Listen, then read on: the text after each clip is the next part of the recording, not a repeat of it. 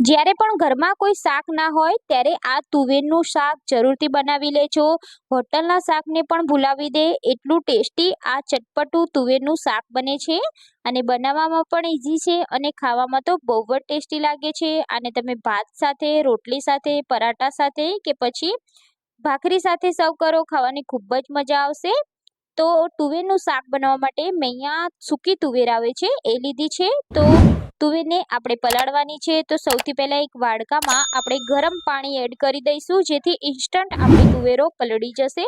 જો તમારી પાસે ટાઈમ હોય તો તમે ઓવરનાઈટ પણ તેને પલાળી શકો છો. તો અહીંયા તમે જોઈ શકો છો કે અડધો કલાકમાં જ આપણી તુવેરો એકદમ સરસ ફૂલી ગઈ છે અને સરસ એવી પલળી ગઈ છે.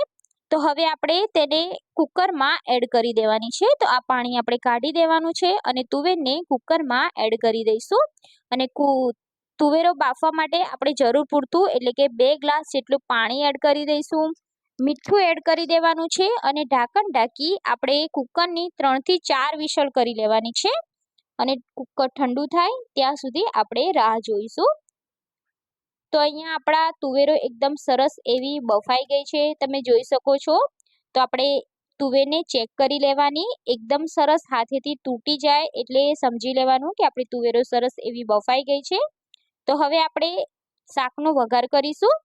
તો વઘાર કરવા માટે એક પેનમાં આપણે 3 ચમચી જેટલું તેલ એડ કરીશું. તેલ હલકું એવું ગરમ થાય એટલે આપણે 1 ચમચી જેટલી રાઈ એડ કરીશું. 1 ચમચી જેટલું જીરું એડ કરવાનું છે અને બંનેને સાતળવા દેવાનું છે. એમાં આપણે 2 સૂકા લાલ મરચાં એડ કરીશું, હિંગ એડ કરીશું અને મેં અહીંયા ડુંગળી લીધી છે મોટી સાઈઝની. તો ડુંગળી પણ એડ કરી દઈશું અને ડુંગળીને થોડીક વાર માટે આપણે સાતળી લેવાની છે. હલકી ગોલ્ડન બ્રાઉન થઈ જાય ત્યાં સુધી ડુંગળીને આપણે સાતળવાની છે. તો એમાં આપણે 1 ચમચી જેટલી આદુ લસણની પેસ્ટ એડ કરી દઈશું. જો તમે ડુંગળી લસણ ના ખાતા હોય તો તમે અહીંયા ખાલી ટામેટાની પ્યુરી પણ એડ કરી શકો છો. તો અહીંયા આપણે હલકી એવી ડુંગળીને સાતળી લઈશું. તો ડુંગળી સરસ એવી સતળાઈ ગઈ છે. તો હવે આપણે તેમાં મસાલા કરીશું. અડધી ચમચીથી ઓછું આપણે હળદર એડ કરીશું. 1 ચમચી લાલ મરચું પાવડર એડ કરીશું. 1 ચમચી ગરમ મસાલા એડ કરીશું અને મસાલાને સરસ એવા મિક્સ કરી લઈશું. અહીંયા મેં ટામેટું લીધું છે, એક મોટી સાઈઝનું ટામેટાને નાના ટુકડામાં કટ કરી લીધું છે. તો આપણે એ પણ એડ કરી દઈશું. જો તમારે ટામેટાની પ્યુરી એડ કરવી હોય તો તમે તેને ક્રશ કરી અને પણ એડ કરી શકો છો. હવે આપણે ટામેટું એડ કર્યું છે એટલે આપણે મીઠું તો ચોક્કસથી એડ કરવું જોઈએ, જેથી ટામેટું જલ્દીથી પકી જાય. તો હવે આપણે સરસ મિક્સ કરી લેવાનું છે અને ઢાંકણ ઢાંકી આપણે ટામેટું જ્યાં સુધી સોફ્ટ ના થાય ત્યાં સુધી આ ગ્રેવીને ચડવા દેવાની છે. તો અહીંયા આપણે ટામેટું અને ડુંગળી સરસ એવું સોફ્ટ થઈ ગયું છે અને ચડી પણ ગયું છે, તમે જોઈ શકો છો. તો આ રીતનું ટામેટું ડુંગળી એકદમ સરસ ચડી જાય એટલે આપણે તેમાં 1 ચમચી જેટલો આંબલી અને ગોળનું પાણી એડ કરવાનું છે. તો તમારી પાસે આંબલી ગોળનું પાણી ના હોય તો તમે અહીંયા લીંબુ અને ગોળ પણ એડ કરી શકો છો.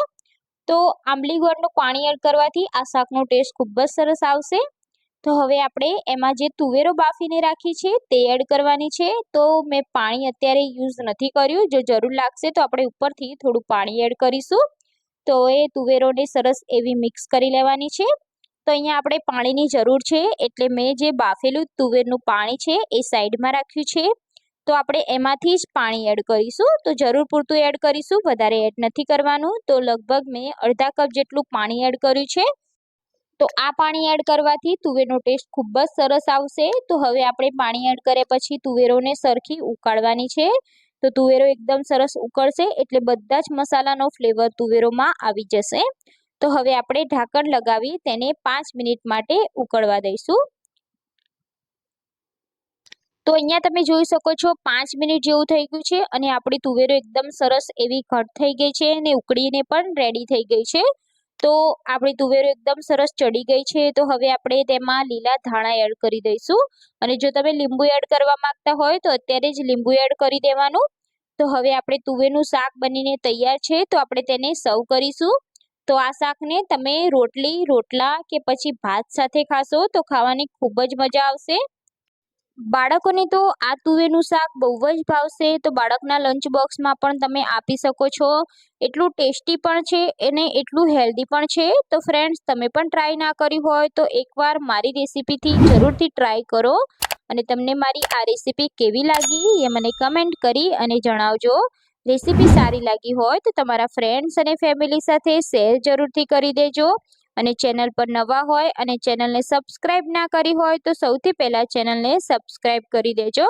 તો ફરી મળીશું આપણે આવી જ એક નવી રેસીપી સાથે. જય Shri Krishna. Bye bye. Thank you for watching.